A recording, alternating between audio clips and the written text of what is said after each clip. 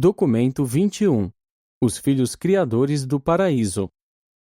Os filhos criadores são aqueles que geram os universos locais do tempo e do espaço e que os governam. Esses criadores e soberanos do universo são de origem dual, incorporando as características de Deus, o Pai, e de Deus, o Filho. Cada filho criador, todavia, é diferente de todos os outros. Cada um deles é único em natureza, bem como em personalidade. Cada um é o filho unigênito do ideal perfeito da deidade de sua origem. No imenso trabalho de formar, organizar, fazer evoluir e perfeccionar um universo local, esses filhos elevados sempre desfrutam da aprovação sustentadora do Pai Universal. A relação dos filhos criadores com o seu Pai do Paraíso é tocante e superlativa. Dúvida alguma há de que a profunda afeição da deidade pela sua progenie divina seja a fonte do amor, cheio de beleza e quase divino, que os pais mortais também nutrem pelos seus filhos. Esses filhos primeiros do paraíso são personalizados como Micaéis. Quando saem do paraíso para fundar os seus universos, são conhecidos como Micaéis criadores. Quando estabelecidos em autoridade suprema, eles são chamados de Micaéis mestres. Algumas vezes referimos-nos ao soberano do vosso universo de Nébadon como Cristo Micael. Para sempre, eternamente, reinam eles segundo a ordem de Micael, sendo essa a designação do primeiro filho da sua ordem e natureza. O Micael original, ou o primogênito, nunca experienciou a encarnação como um ser material, mas por 7 vezes ele passou pela experiência de ascensão da criatura espiritual nos 7 circuitos de Avona, tendo avançado desde as esferas externas até o circuito mais interno da criação central. A ordem de Micael conhece o grande universo de uma extremidade à outra. Não há nenhuma experiência essencial de qualquer dos filhos do tempo e do espaço da qual os Micaéis não hajam pessoalmente participado. Eles são, de fato, partícipes, não apenas da natureza divina, mas também da vossa natureza, de todas as naturezas, da mais alta à mais baixa. O Micael original é o alto presidente dos filhos primários do paraíso, quando eles se reúnem para conferências no centro de todas as coisas. Não faz muito tempo, em Uversa, registramos uma transmissão universal de um conclave extraordinário na Ilha Eterna de 150 mil filhos criadores reunidos na presença dos seus pais e empenhados nas deliberações que têm a ver com o progresso da unificação e estabilização do universo dos universos. Esse era um grupo seleto de Micaéis soberanos, filhos já com as 7 auto-outorgas cumpridas. 1. Origem e natureza dos filhos criadores.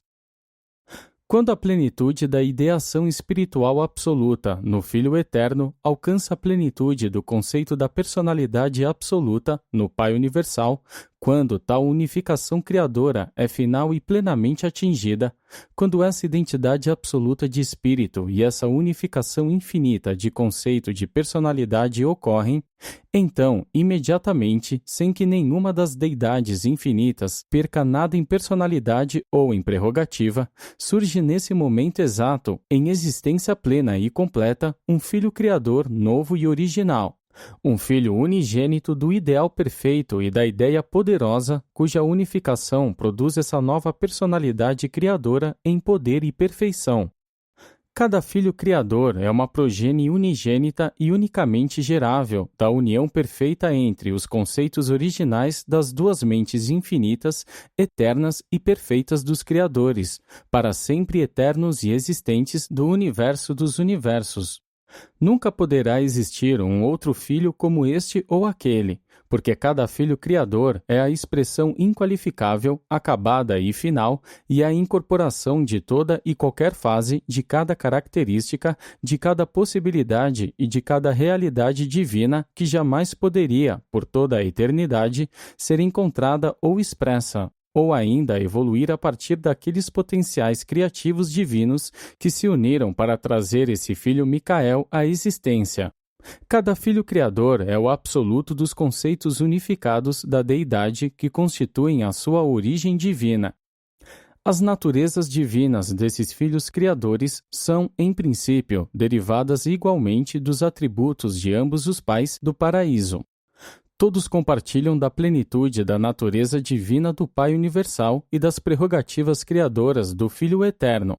Mas, à medida que observamos as realizações práticas das atribuições dos Micaéis nos universos, discernimos diferenças aparentes.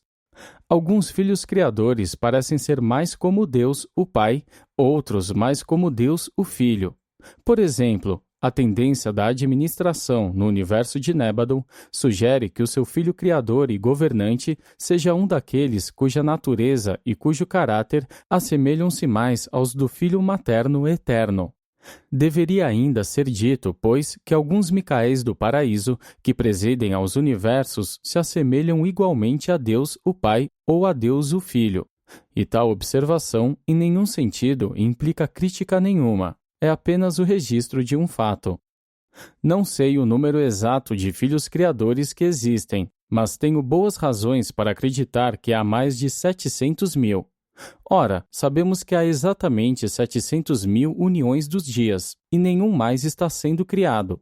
Também observamos que os planos de ordenação da idade atual do universo parecem indicar que uma união dos dias deve estar sediado, em cada universo local, como embaixador conselheiro da Trindade. Notamos, ademais, que o número constantemente crescente de filhos criadores excede já o número estacionário de uniões dos dias. Contudo, no que concerne à quantidade dos Micaéis, além dos 700 mil, nunca fomos informados de nada. 2. Os criadores dos universos locais. Os filhos do paraíso da ordem primária são projetistas, criadores, construtores e administradores dos seus respectivos domínios, os universos locais do tempo e do espaço, unidades criativas básicas dos 7 superuniversos evolucionários. A um filho criador é permitido escolher a localização espacial da sua futura atividade cósmica, mas antes mesmo de que possa começar a organização física do seu universo, deve passar por um longo período de observação, devotado ao estudo dos esforços dos seus irmãos mais velhos em várias criações localizadas no superuniverso em que a sua ação foi projetada. Mas, antes mesmo de tudo isso, o filho Micael haverá completado a sua longa e única experiência de observação no paraíso e de aperfeiçoamento em Avona. Quando um filho criador parte do paraíso para embarcar na aventura de criar um universo, de tornar-se o dirigente e virtualmente o Deus do universo local da sua própria organização, então, pela primeira vez, ele encontra-se em contato íntimo com a terceira fonte centro, e sob muitos aspectos torna-se dependente dela. O Espírito Infinito, ainda que habitando com o Pai e com o Filho, no centro de todas as coisas, está destinado a funcionar como o ajudante factual e efetivo de cada filho criador. Portanto, cada filho criador é acompanhado por uma filha criadora do Espírito Infinito, a qual é aquele ser que está destinado a tornar-se a ministra divina, o Espírito Mãe ou o Espírito Materno do novo universo local.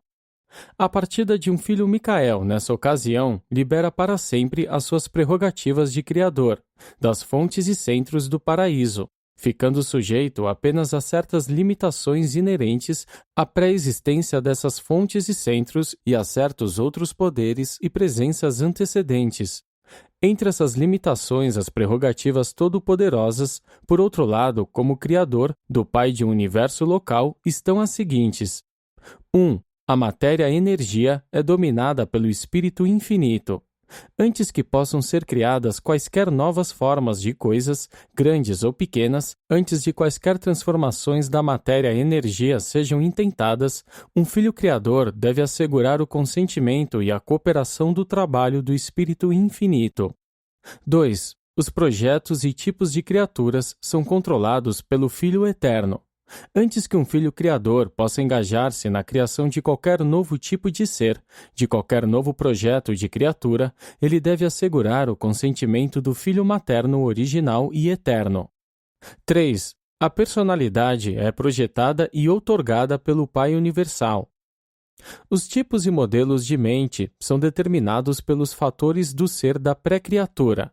Depois que esses fatores houverem sido associados para constituir uma criatura, pessoal ou não, a sua mente é um dom da terceira fonte centro, fonte universal do ministério da mente a todos os seres abaixo do nível dos criadores do paraíso. O controle dos projetos e tipos de espírito depende do nível da sua manifestação. Em última análise, o projeto espiritual é controlado pela Trindade, ou pelos dons de espírito no nível de pré-trindade, das personalidades da Trindade, Pai, Filho e Espírito. Assim que um filho tão perfeito e divino haja tomado posse da locação espacial do seu universo escolhido, assim que os problemas iniciais da materialização do universo e do equilíbrio bruto tenham sido resolvidos, assim que ele tenha formado uma união eficaz e cooperativa de trabalho com a filha, complemento seu do Espírito Infinito, então este Filho Universal e este Espírito Universal iniciam aquele enlace que se destina a dar origem às inúmeras hostes de filhos seus naquele universo local. Em conexão com esse evento, a focalização do Espírito Infinito do Paraíso no Espírito Criativo é transformada na sua natureza, assumindo as qualidades pessoais do Espírito Materno de um universo local. Não obstante todos os filhos criadores serem, divinamente, como seus progenitores do paraíso, um não se parece exatamente com o outro. Cada um deles é único, diverso, exclusivo e original, tanto em natureza quanto personalidade. E posto que eles são os arquitetos e elaboradores dos planos da vida nos seus respectivos reinos, essa diversidade mesma assegura que os seus domínios sejam também diversos em cada forma e fase da existência vivente nascida de um Micael, que pode ser criada ou subsequentemente evoluir dele. Daí as ordens de criaturas nativas dos universos locais serem tão variadas. Não há dois universos que sejam administrados ou habitados por seres nativos de origem dual que sejam idênticos sob todos os aspectos. Dentro de qualquer superuniverso, cerca da metade dos seus atributos inerentes é muito semelhante, sendo derivada dos espíritos criativos uniformes. A outra metade varia, sendo derivada dos filhos criadores diversificados. Essa diversidade, no entanto, não caracteriza as criaturas apenas com origem no espírito criativo, nem os seres importados que são nativos do universo central ou dos superuniversos. Quando um filho Micael está ausente do seu universo, o governo deste é assumido pelo seu filho, o primogênito deste universo, o brilhante estrela matutino, o executivo principal do universo local. O conselho e assessoramento do União dos Dias é muito valioso em tais ocasiões. Durante tais ausências, um filho criador torna-se capaz de conferir ao espírito materno coligado o supercontrole da sua presença espiritual nos mundos habitados e nos corações dos seus filhos mortais. E o espírito materno de um universo local permanece constantemente na sua sede central, estendendo os seus cuidados protetores e ministério espiritual às partes mais afastadas do seu domínio evolucionário. A presença pessoal de um filho criador no seu universo local não é imprescindível ao bom funcionamento de uma criação material estabelecida. Esses filhos podem viajar ao paraíso e ainda assim os seus universos seguirão os seus cursos no espaço. Eles podem sacrificar as suas linhas de poder para encarnarem-se como filhos do tempo, e ainda assim seus reinos girarão à volta dos seus respectivos centros. No entanto, nenhuma organização material é independente da atração da gravidade absoluta do paraíso, nem do supercontrole cósmico inerente à presença espacial do absoluto inqualificável. 3. A soberania no universo local. A abrangência de um universo é dada a um filho criador por consentimento da Trindade do Paraíso, e com a confirmação do Espírito Mestre Supervisor do superuniverso considerado. Essa ação constitui como um título de posse física, um contrato cósmico de concessão. No entanto, a elevação de um filho Micael, do seu estágio inicial e autolimitado de governo, à supremacia experiencial de soberania autoconquistada, vem como resultado das suas próprias experiências pessoais no trabalho da criação do universo e das auto-outorgas em encarnações.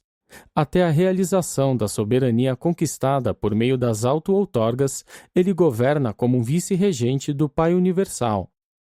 Um filho criador poderia pleitear a sua ampla soberania sobre a sua criação pessoal a qualquer momento, mas, sabiamente, ele escolhe não o fazer. Se antes de passar como criatura pelas auto-outorgas, ele assumisse uma soberania suprema não conquistada, as personalidades do paraíso que residem no seu universo local retirar-se-iam. Todavia, isso nunca aconteceu nas criações do tempo e do espaço. O fato da autoria criadora implica a plena soberania, mas os Micaéis escolhem conquistá-la experiencialmente. E, com isso, mantém a colaboração total de todas as personalidades do paraíso ligadas à administração do seu universo local. Não temos conhecimento de nenhum Micael que haja procedido de outro modo, mas todos eles poderiam fazê-lo, pois são filhos verdadeiramente dotados de livre-arbítrio. A soberania de um filho criador em um universo local passa por 6, talvez por 7, estágios de manifestação experiencial. Estes surgem na ordem seguinte. 1. A soberania inicial como vice-regente, a autoridade solitariamente provisória exercida por um filho criador antes que o espírito criativo materno coligado adquira as qualidades da personalidade. 2. A soberania conjunta como vice-regente, o governo conjunto do par do paraíso subsequente à conquista da personalidade feita pelo espírito materno do universo. 3. A crescente soberania de vice-regente, a autoridade em avanço de um filho criador durante o período das suas 7 auto-outorgas como criatura. 4. A soberania suprema, a autoridade estabelecida que se segue à conquista feita após a 7ª auto-outorga. Em Nébadon, a soberania suprema data do término da auto-outorga de Micael em Urântia. Tem existido por pouco mais de 19 séculos no vosso tempo planetário. 5. A crescente soberania suprema, o relacionamento avançado que surge depois do estabelecimento em luz e vida de uma maioria dos domínios das criaturas. Este estágio pertence a um futuro, ainda não realizado, do vosso universo local. 6. A soberania trinitária, aquela que é exercida subsequentemente ao estabelecimento do universo local inteiro em luz e vida. 7. A soberania não revelada, as relações desconhecidas de uma idade futura no universo. Ao aceitar a soberania inicial como vice-regente de um universo local projetado, um criador Micael faz um juramento à Trindade, de não assumir a soberania suprema até que as suas 7 auto-outorgas como criatura hajam sido completadas e certificadas pelos governantes do superuniverso. No entanto, se um filho Micael não pudesse, segundo a sua vontade, pleitear tal soberania não conquistada, não teria sentido prestar o juramento de não o fazer.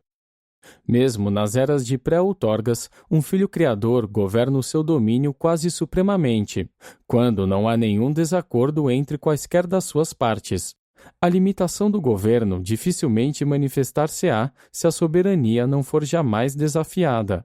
A soberania exercida por um filho criador antes das auto-outorgas em um universo sem rebelião não é maior do que em um universo com rebelião. Mas, no primeiro caso, as limitações à soberania não são aparentes, no segundo, elas o são. Se a autoridade ou a administração de um filho criador chegar a ser contestada, atacada ou posta em perigo, ele está eternamente comprometido a manter, proteger, defender e, se necessário, recobrar a sua criação pessoal. Esses filhos podem ser perturbados ou molestados apenas por criaturas da sua própria criação ou por seres mais elevados da sua própria escolha. Poderia ser inferido que os seres mais elevados, aqueles originários de níveis acima de um universo local, muito provavelmente não causariam problemas a um filho criador, e isso é verdade. Mas eles poderiam fazê-lo se escolhessem assim fazer. A virtude é volitiva na personalidade. A retidão não é automática nas criaturas com livre-arbítrio. Antes de completar a sua carreira de auto-outorgas, um filho criador governa sob certas limitações autoimpostas à própria soberania, Mas, após terminar o seu serviço de auto-outorgas, ele governa pela virtude da sua experiência factual, recebida e feita na forma e à semelhança das suas múltiplas criaturas. Quando um criador houver vivido por 7 vezes entre as suas criaturas, quando a carreira de auto-outorgas se der por terminada, então ele estará supremamente estabelecido na autoridade do universo, e ter-se-á transformado em um filho-mestre, um governante soberano e supremo. A técnica de obter a soberania suprema sobre um universo local envolve os 7 passos experimentais seguintes. 1. Penetrar, experiencialmente, em 7 níveis de existência da criatura, mediante a técnica da auto-outorga de encarnação à semelhança das criaturas do nível em questão.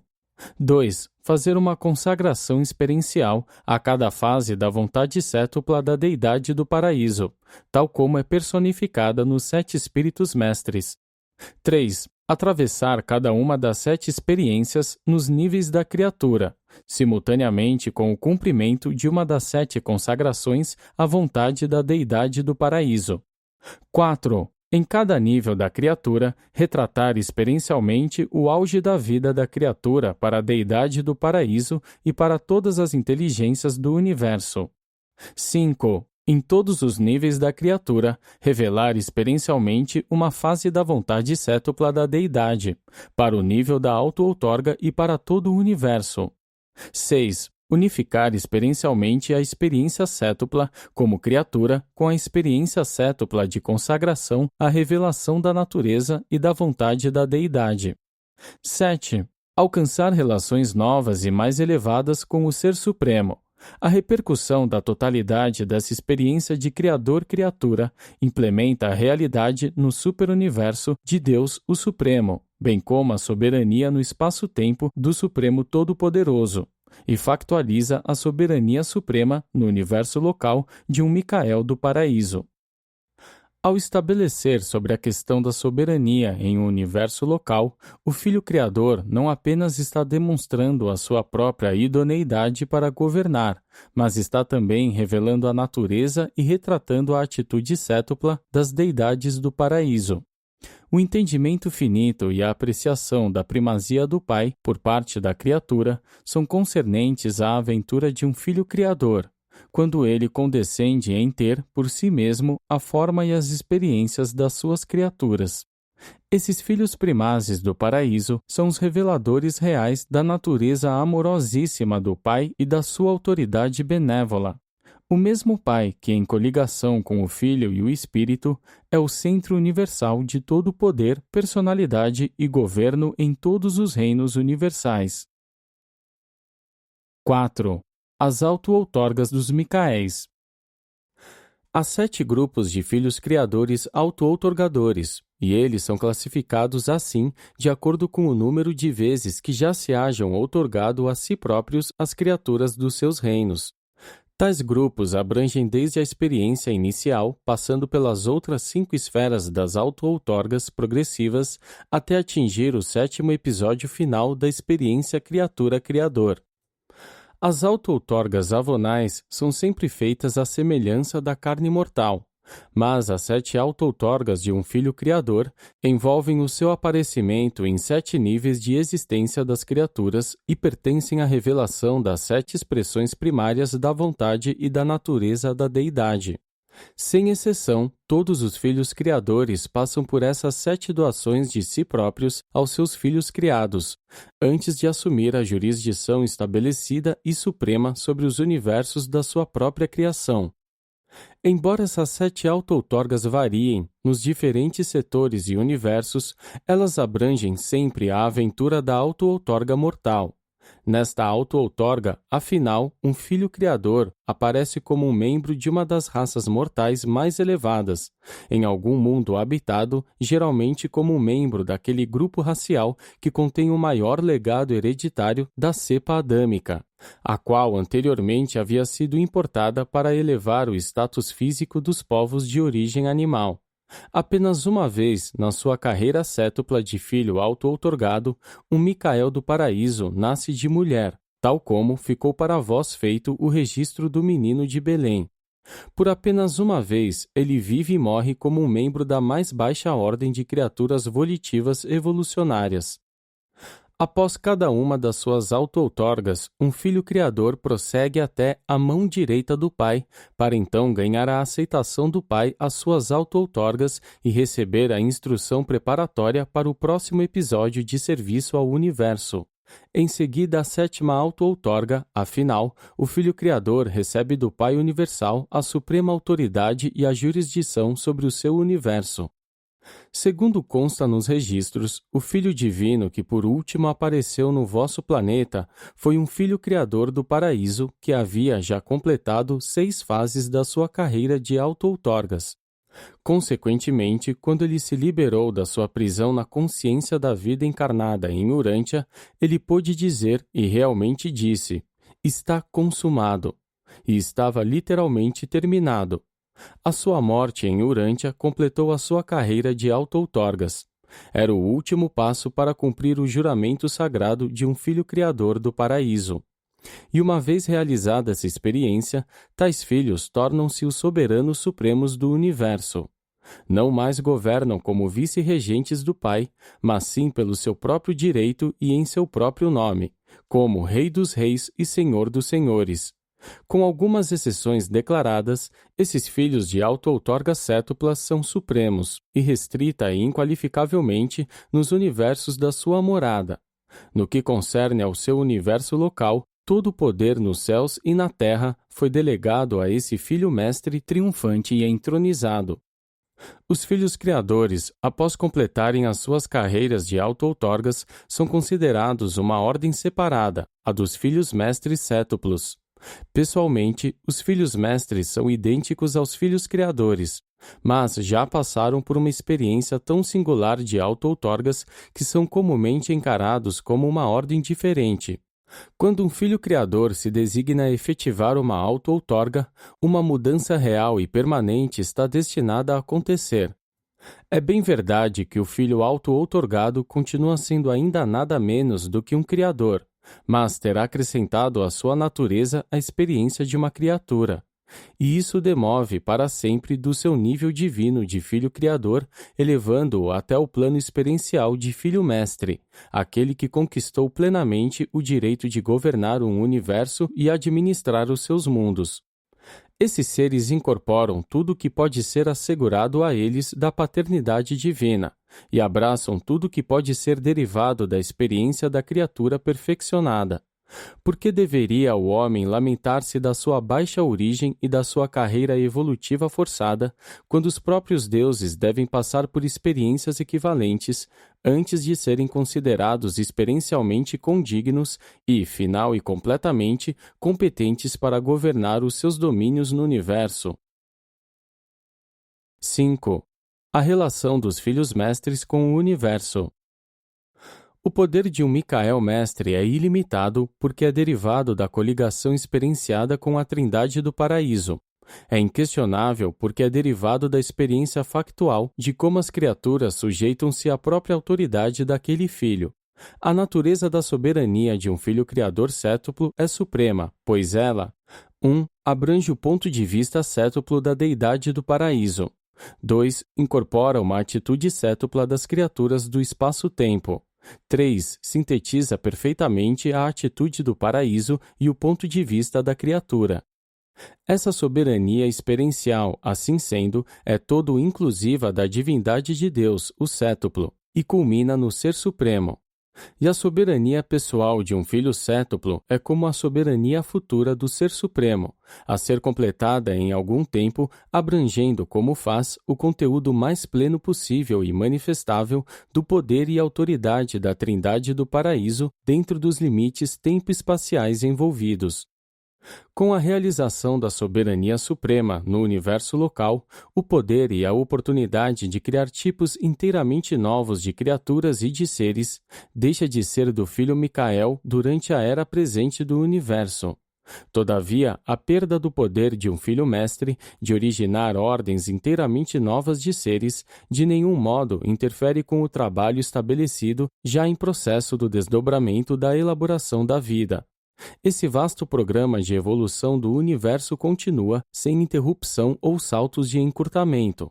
A aquisição da soberania suprema feita por um filho mestre implica responsabilidade por meio da devoção pessoal de fomentar e administrar aquilo que já foi projetado e criado, e aquilo que irá ser produzido subsequentemente por aqueles que tiverem sido, para isso, designados e criados. Com o tempo, poderá-se-á desenvolver uma evolução quase infindável de diversos seres, mas nenhum modelo ou tipo novo de criatura inteligente originar-se-á diretamente de um filho mestre a partir de então. Esse é o primeiro passo, o começo de uma administração estável ou estabelecida em qualquer universo local. A elevação de um filho auto-outorgador à soberania inquestionável do seu universo significa o começo do fim da incerteza e da relativa confusão de toda a humanidade.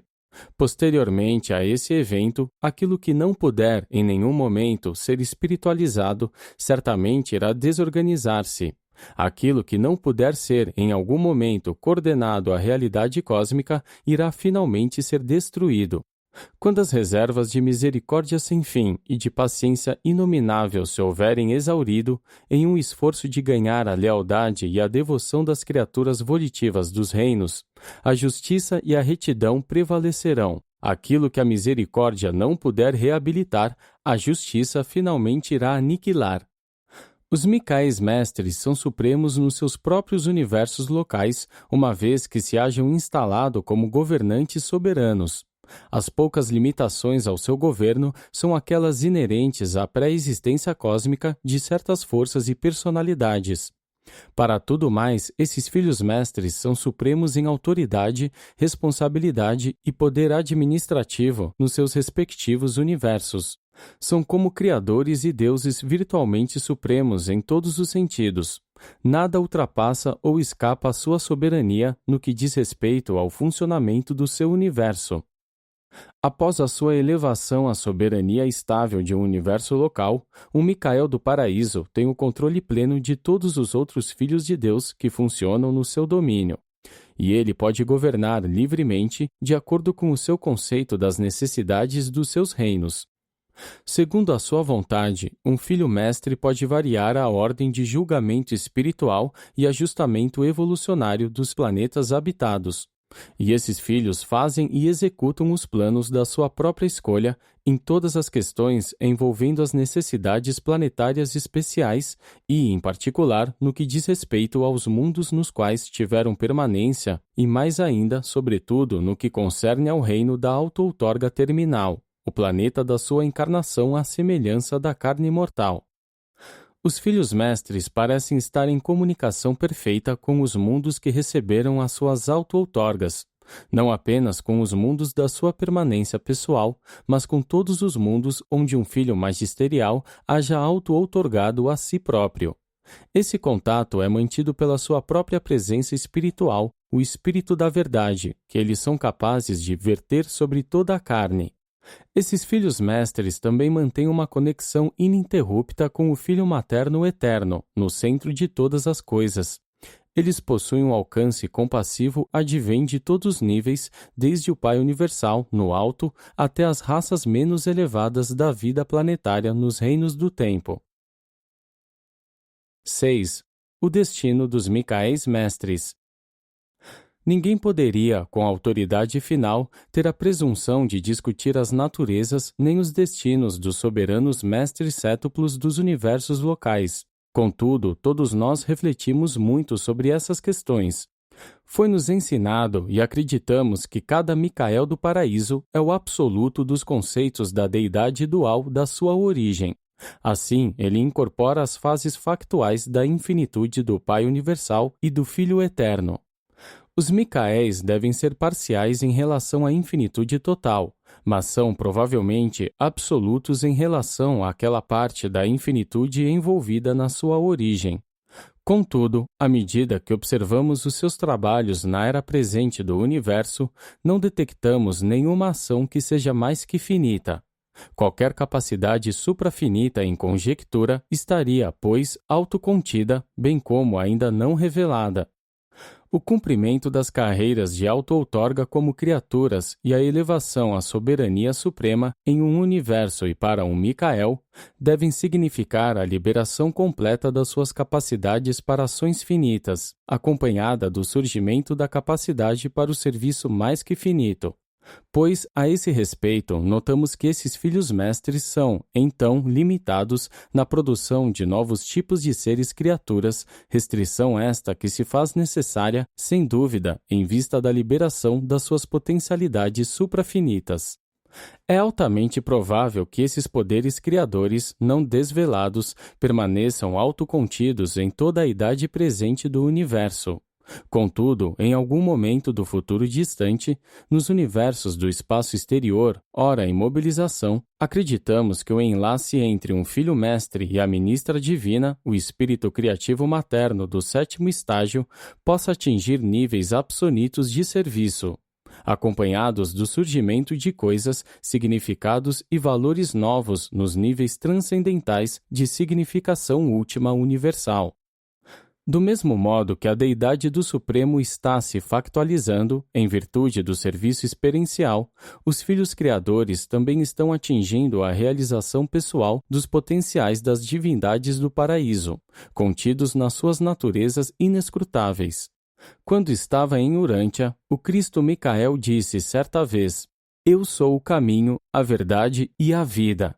E acreditamos que na eternidade o destino dos Micaéis seja literalmente constituírem-se no caminho, na verdade e na vida de todos, iluminando sempre a senda estreita que leva todas as personalidades do universo à suprema divindade, pela absolutude última até a finalidade eterna da deidade. Apresentado por um perfeccionador da sabedoria de Uversa.